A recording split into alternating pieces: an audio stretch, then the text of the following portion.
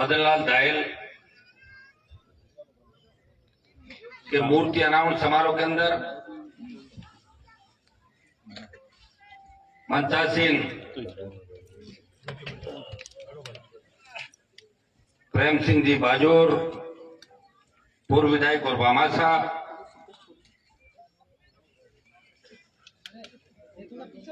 MLA साहब वीरेंद्र जी,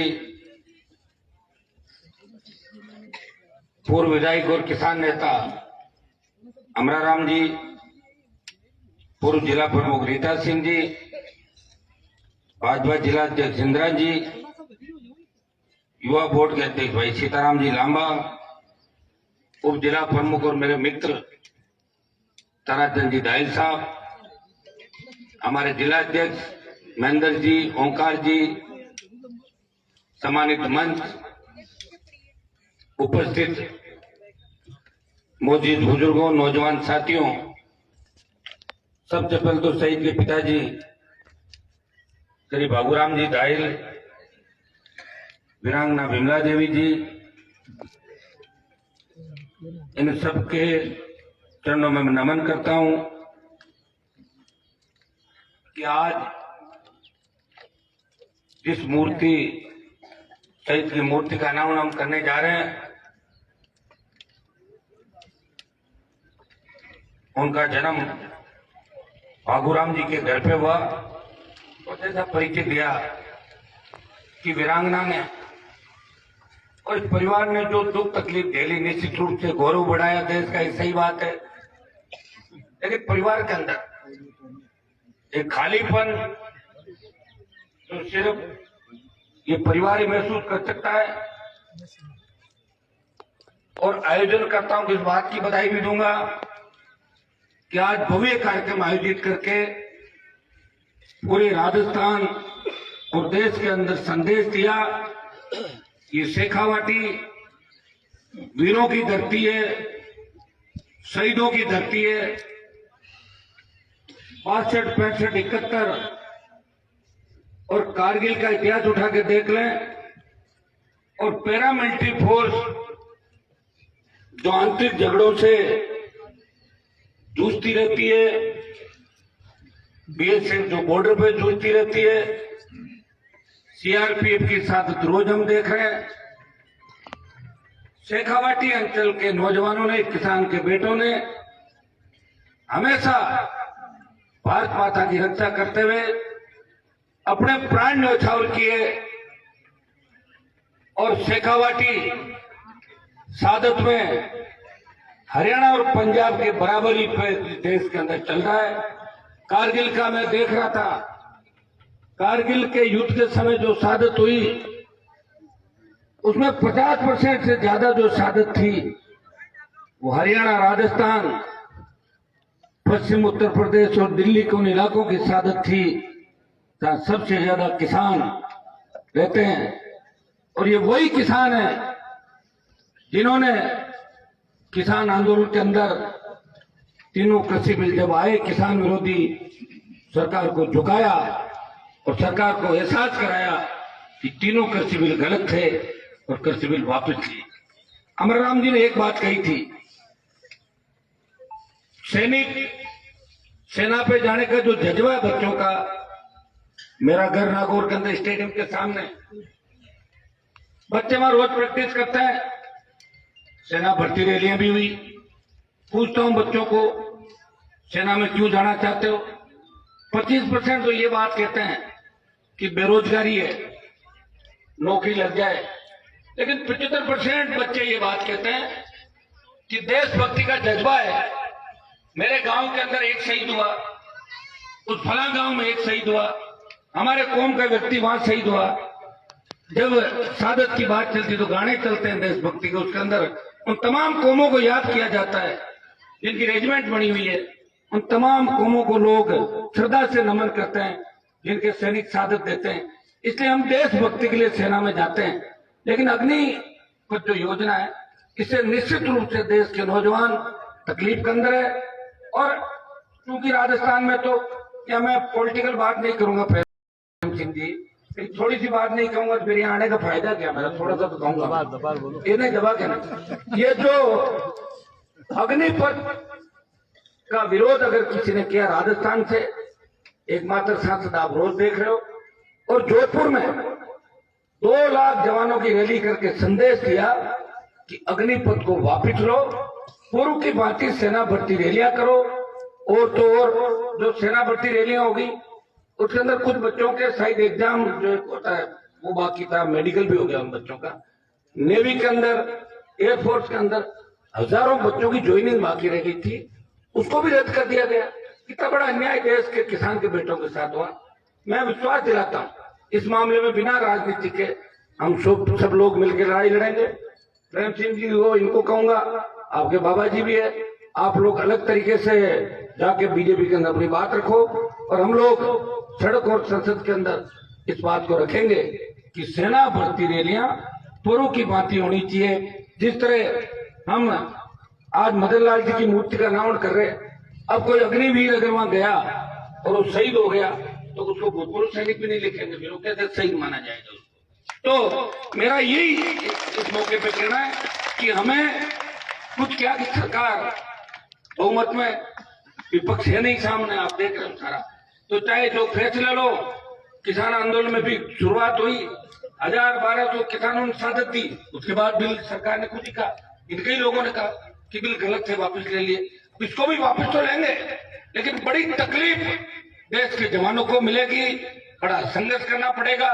मैं तो आपको इतना विश्वास दिलाता हूं कि अग्निपथ योजना वापस करवाने के लिए हम चूरू के अंदर आगामी दिनों में बड़ी रैली, उसके बाद 1 दर्जन रैलियां, दिल्ली तक जाना पड़े तो दिल्ली तक जाएंगे, राजधानी को घेरेंगे और प्रयास करेंगे कि अग्निपथ खत्म करके पूर्व की भांति सेना रैलियां आयोजित हो। आज शेखावाटी अंचल के अंदर जहां मैं खड़ा हूं, जब मैं विद्यालय के अंदर राजनीति करता था, मेरे जिले के तो बहुत कम बच्चे उसमें पढ़ते थे। आज तो नागौर जिले के भी 2-3 हजार बोर्ड राजस्थान विश्वविद्यालय के अंदर हो गए। उस समय तो 60-70 बोर्ड थे। तो मुझे पता है कि किस तरह सीकर यूनियनों के किसान के बेटों ने हमेशा रात और दिन एक करके हनुमान बेनीवाल को विश्वविद्यालय का अध्यक्ष बनाया, निर्दलीय अध्यक्ष में बना था, और निर्दलीय का नाता ही मेरे साथ रहा। उस समय के लिए मैं बीजेपी में था ज्यादा दिन। प्रेम सिंह जी भी हर बात कहने के लिए मुखर रहते हैं, लेकिन मैं ज्यादा जोर से बोला, आंतरिक लोकतंत्र की बात कही, छोटा निर्दलीय जीता, पार्टी बना के देश में संदेश दिया कि राजस्थान प्रांत अब वो प्रांत नहीं है कि एक बार ये एक बार ये। नई पार्टी के साथ राजस्थान का नौजवान एक नया संघर्ष देश के अंदर करेगा, वो संदेश हनुमान बेनीवाल दिया। मैंने मेरे घर के लिए भी पार्टी नहीं बनाई। किसानों का कर्जा माफ करो, फ्री बिजली दो, टोल मुक्त राजस्थान, मजबूत लोकायुक्त, जो आम आदमी की तकलीफ है, आम आदमी का दर्द है। आज भी आप देखेंगे तो एक सरकार, एक पार्टी कुछ नहीं कर सकती। ये जो परंपरा 70 साल से चल रही है, इसको कैसे खत्म करेंगे? पुलिस का इकबाल खत्म हो गया, किस तरह अपराध बढ़ रहे। आज हमारे किसान के बेटे, एक जमाने के अंदर अपराध यूपी तक सीमित हुआ करता था, आज राजस्थान के अंदर आ गया।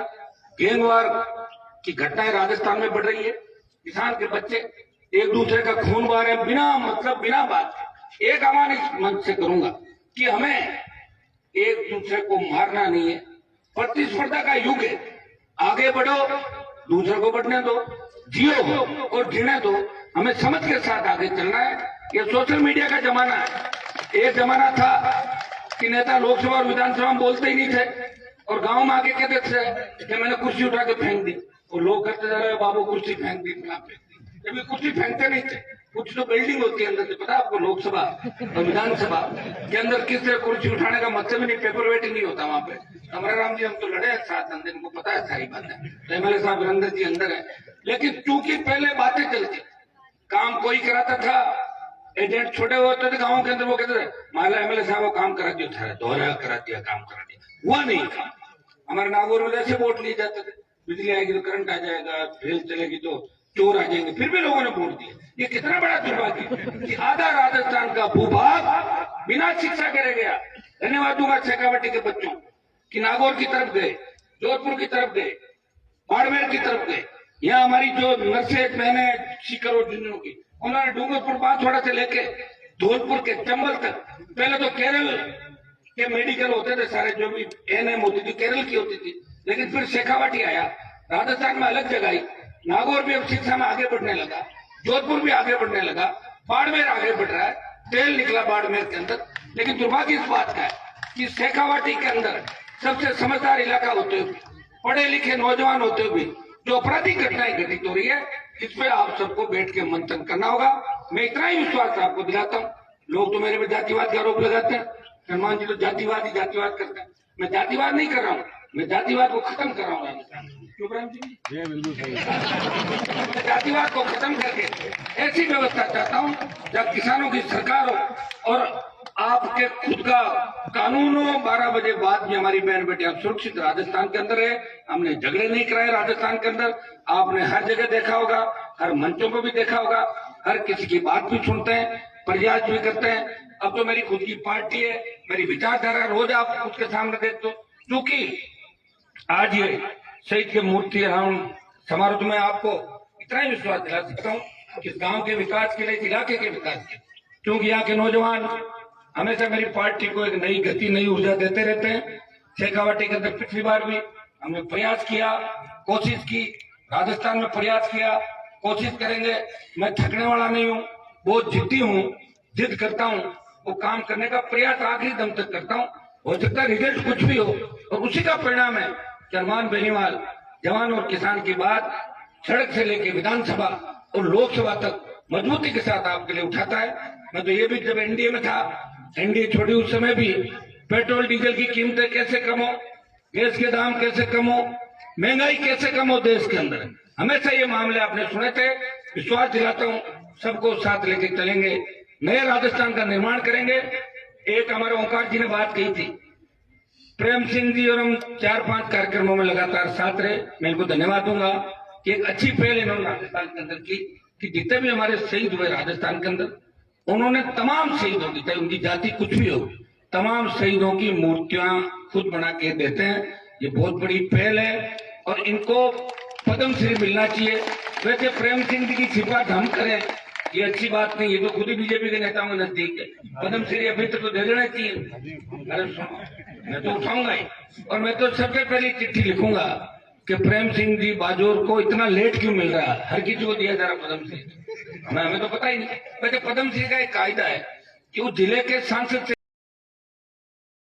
एक रिकमेंडेशन लेते हैं, लेकिन कई जगह ऐसे पद्मश्री देते हैं उन सांसदों को पता नहीं पद्मश्री वहां भी तो पद्मश्री की भी तो बंदर मार चल रही देश के अंदर है। चाहे जिसको दे दिया और जो वास्तव में देने वाले वो पीछे रह गए। तो चल रहा है भाई, जिसका होता है वो करता है। ये तो पहले देवताओं के समय भी आपने देखा होगा, जो ज्यादा तपस्या करता था, जो ज्यादा उनका वो करता था, उसको आशीर्वाद देते नहीं देते थे। ये तो चला आया, मिट नहीं सकता। लेकिन प्रेम सिंह जी का जो काम है उन्हें पद्मश्री मिलनी चाहिए। हनुमान बेनीवाल प्रेम सिंह जी के लिए कल एक चिट्ठी लिखेगा प्रधानमंत्री और गृह मंत्री को, जो पद्मश्री देते हैं, कि भाई प्रेम सिंह जी को एक पद्मश्री दें ताकि दूसरे भामाशाहों का भी हौसला बढ़े। नहीं तो कोई भामाशाह आगे नहीं आएगा। और ये शेखावाटी अंचल जो शिक्षा में आगे बढ़ा है, यहाँ धन्ना सेठों के और भामाशाहों का बहुत बड़ा योगदान शेखावाटी को आगे बढ़ाने के लिए।